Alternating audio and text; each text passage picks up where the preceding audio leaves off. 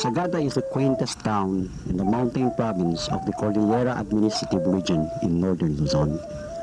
And because of this, it is a favorite tourist destination, like Baguio, 7 hours away by bus in Benguet, and Banawe, 3 hours away in Ifugao. The place is simply beautiful. Its cloud-blanketed mountains, its fog-kissed man-made forests rising from amidst the rocks, its streams and waterfalls flowing among the rice and vegetable terraces, its flowers, its fruits, its caves and nooks and crannies. Sagada is a nature trip, an invitation to peace and tranquility.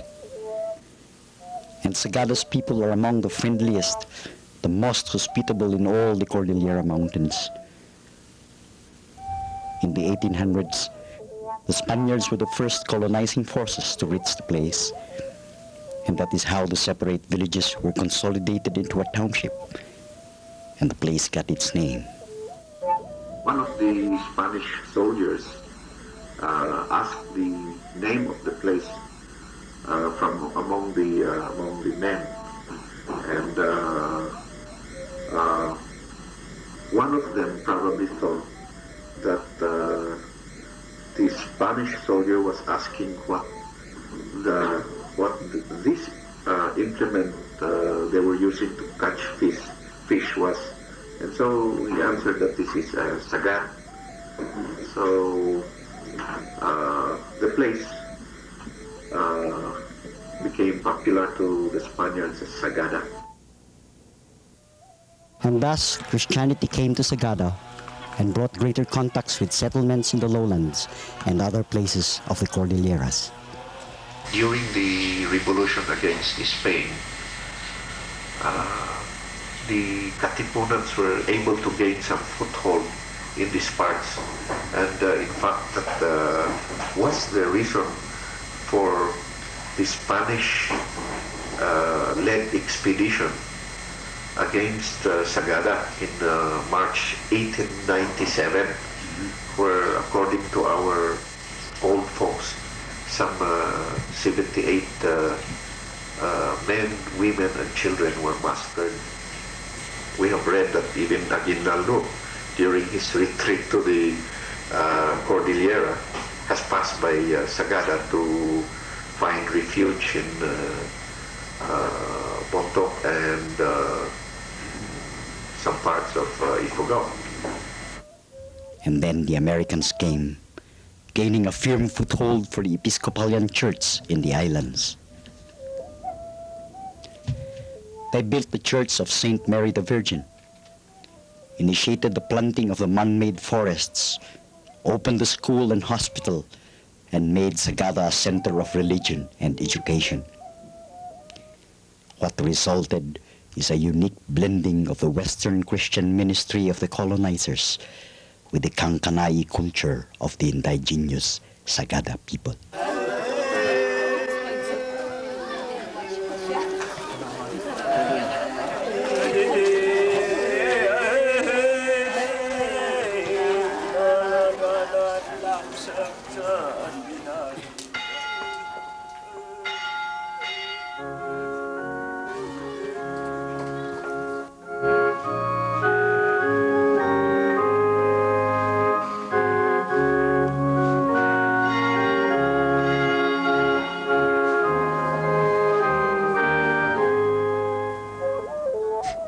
To the present, you can observe that Sagada was able to retain its culture and traditions. In fact, if there's any part of our character that was never subdued by the different colonial powers, I think it is our culture and traditions. And so here in Sagada, Tidapay, the Council of Elders who sit in this place, like where we are now, continues to be a center of decision-making on matters affecting the people. Yes, these socio-political institutions are very much alive, but some of its traditional functions have eroded. initially served as cultural, religious centers, political centers, and much of the laws or policies of the villages were formulated in these centers. The continuing influence of the Dapais as a manifestation of the indigenous customs and traditions still respected, sometimes results in problems. What is probably left today is more the religious functions. These institutions also strengthen the unities of people when it comes to issues that affect all of them. But when government took over, when much of our systems were subsumed by the coming of the Western institutions such as the church, the schools, and then when we were absorbed by central government in Manila, marami sa functions ng dapayan na nag-erode. What is probably left today is more the religious functions.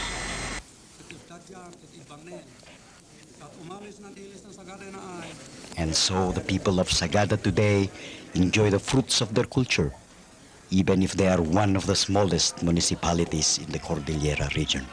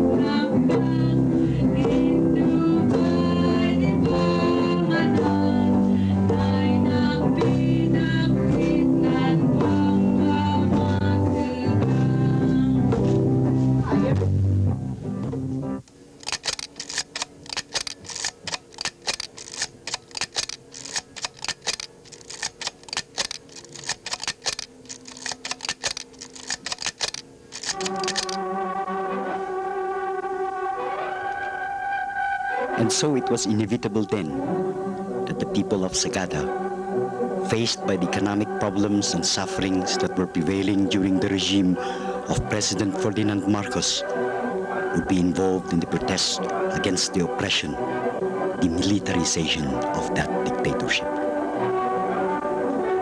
Sagada's strategic location made the place traversing point for the growing number of new People's Army forces in the surrounding areas. Many of Sagada's youth joined the protest movement, even going underground to join the armed struggle being waged in villages of Abra, Kalinga, and Ilocosur. And Sagada itself became a prominent target for ideological recruitment by the Communist Party of the Philippines. Kasi ang mga kada kami nga tutuloy, makakasama katulong kada kami. 1983, nangyari na yung sa Buro, that incident in Buro when practically the whole barangay people of Buro evacuated Buro and then came over to Sagada. Imahin na ito ko military ito kasunod ay rin kasama ito na boso na. Before the Sagada community made the proposal for a demilitarized Sagada. Yes. Actually, this standard, we have enjoyed some, sabi natin, some peace, peace in terms of the wars not happening here. And we were we were content on hosting refugees and listening to testimonies of people who have suffered from violence. All of these struggles were happening around. So what we were listening is stories of violence happening around Sagada. But the violence continued even after the EDSA revolution and the ascendance of President Corazon Aquino to Malacanang. Sagada even became reputed as a strong revolutionary base, especially after the Cordillera People's Democratic Front announced their founding Congress with the municipality as host site in January 1987. Top leaders of the National Democratic Front came to Sagada during the ceasefire, and the Cordillera NPA even paraded in the town athletic field. And after the ceasefire ended, the sympathies of the people of Sagada were divided. Na military no national government suspect sa nakitding kami sa Sagada, hindi kami. This all started in the year 1988. So many incidents occurred between the two forces, the armed forces of the Philippines and the NPA rebels. And on October 27th, a group of soldiers under the 50th IB came to Sagada and occupied a portion of the municipal hall without due permission from the municipal government. Then on October 28th, some drunken soldiers of the 50th IB sprayed indiscriminately their Armalite rifles around the municipal hall and the municipal market, and that is how two children got killed. Same afternoon, 5:30 in the afternoon, that firing broke out, leaving these two kids, Hardy Bagni Jr. and Kenneth Bayang dead. And of course, there were other wounded civilians, as well as meron ding nasugatan sa dami. That's how it started. So the next day, the people organized an indignation rally. Parang the community people cannot accept that may nangyari na gano'n. There's something like that happened in Sagada. Spontaneous ang outpouring of sentiment. And then that's where we have to come out also. No? How shall we do this? Otherwise, it will erupt into something that we cannot control. Baka violence for violence, no? November 9, 5:30 again in the morning. Now, the NPA snipe at the same soldiers who moved over to from the municipal hall to the Sagada Central School. Nag-snipe sila doon, which ensued a firefight. No? And when the firefight subsided, another kid lay dead further down the community, Bento Macau Jr. Ayan immediately na naman, the sentiment was, ano bang mga NPA na to? Ayan, another indignation rally against the NPAs. But, and then all the more, the things that were said during the first indignation rally, suggestions like requesting the military or the AFP to get out of Sagada, naisali na ang mga NPAs. That the military and the NPAs get out of Sagada na. Yan ang demand. Yan ang demand ng mga tao. And so, again, almost everybody were talking and giving out their suggestions. Again, that's where we have to come in to provide some sort of organization. The petition was prepared for the withdrawal of the military in Sagada, while the people would start preparing a proposal for for the military system. It was stated, it was precisely stated by the military that they were going to accept this in principle. We also, the community, got a response from the rebel side that they were accepting the proposal. But somehow, after some time, they withdrew.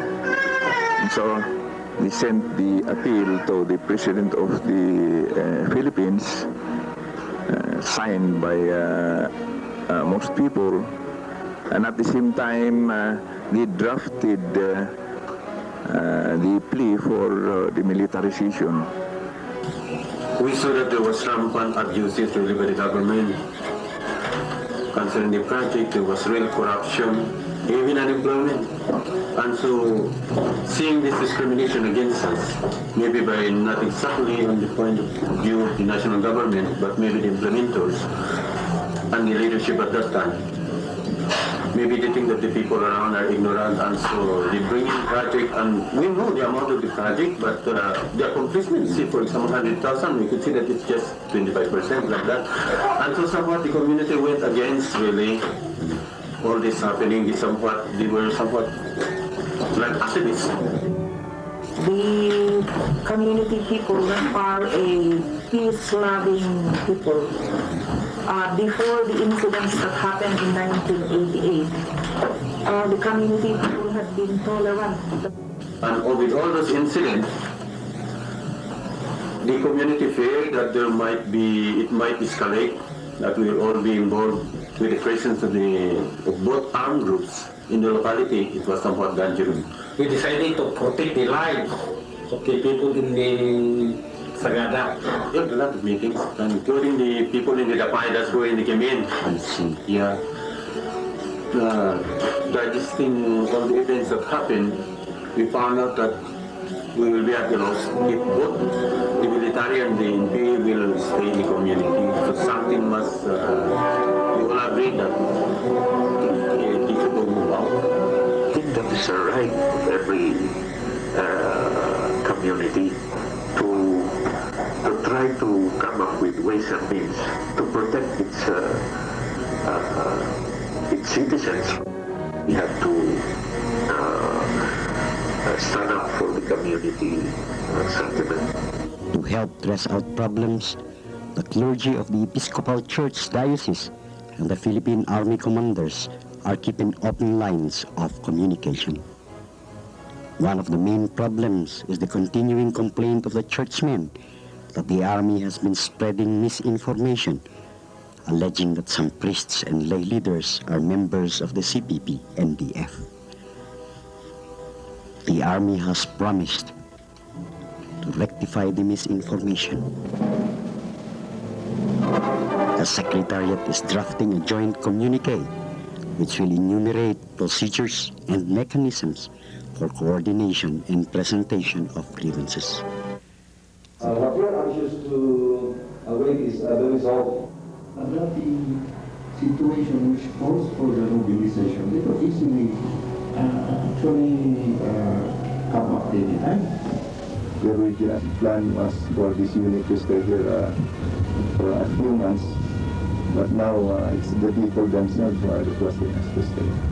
It has never been normally. Maybe it's first time getting the recognition, but now There was no declaration. And if we decide to declare Sagada as a peace zone, it should be understood by everybody.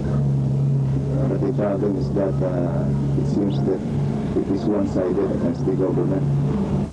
Ano namin ating naging mountain times so may sanghan na pinisip-ikap mo. so I don't know, we can really put it in peace zone. Well, we have organized capos here, and they have been very helpful in maintaining the peace and order situation here. Of course, we are in a process already of deactivating some of them. The government's response was articulated by DILG Secretary Alunan at a recent Tri-Media conference in Sagada.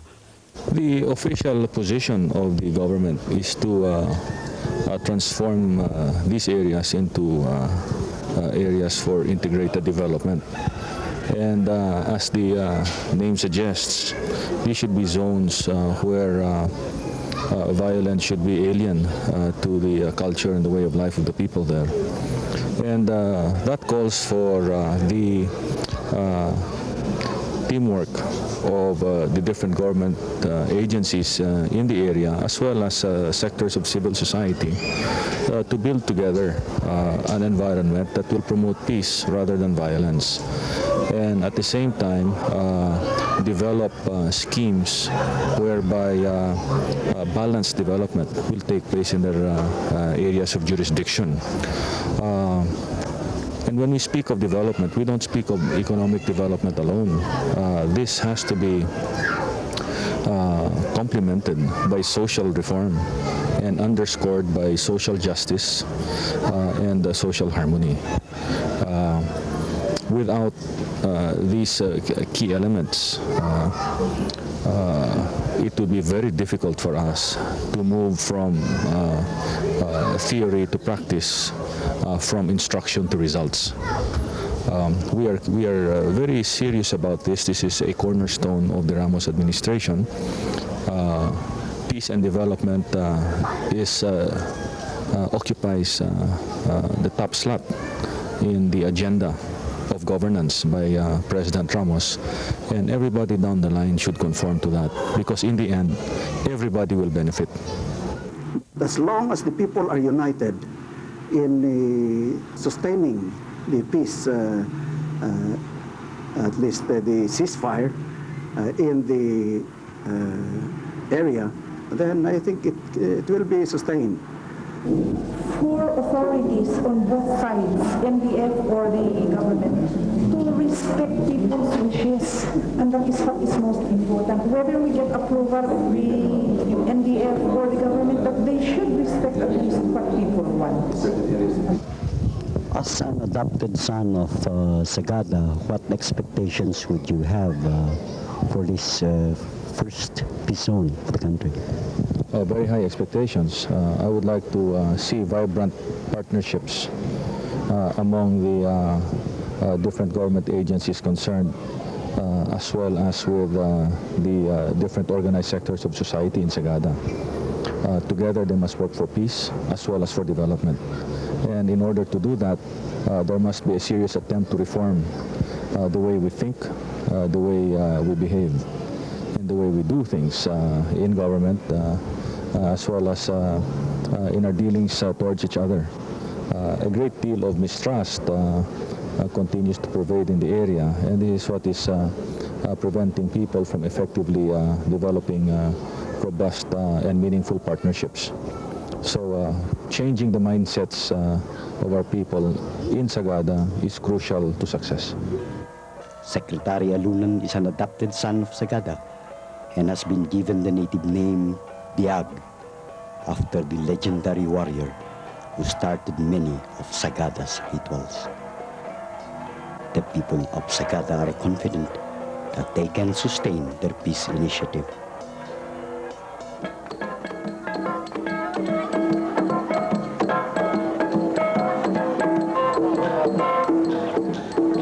Peace zone does not really mean the absence of arms, but peace of mind, and there is really peace in the community. Peace zone simply means to me that it is a place where there is no struggle, conflict, and trouble among the NPA and the military men. Don't want to lose Sagada as it is, so we have to see that we work for it to be kept as it is, a peaceful and pristine community. Already, the so-called peace zone has brought new interests and activities.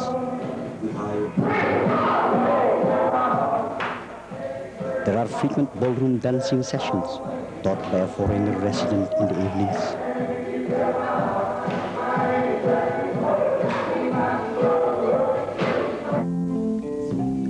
A woman's combo is practicing for its first public concert.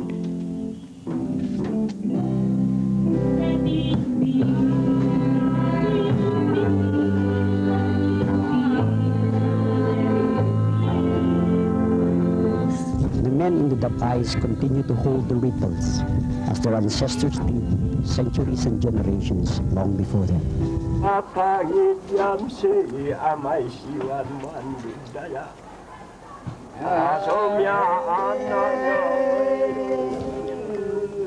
And their elders pray for the continued good of all.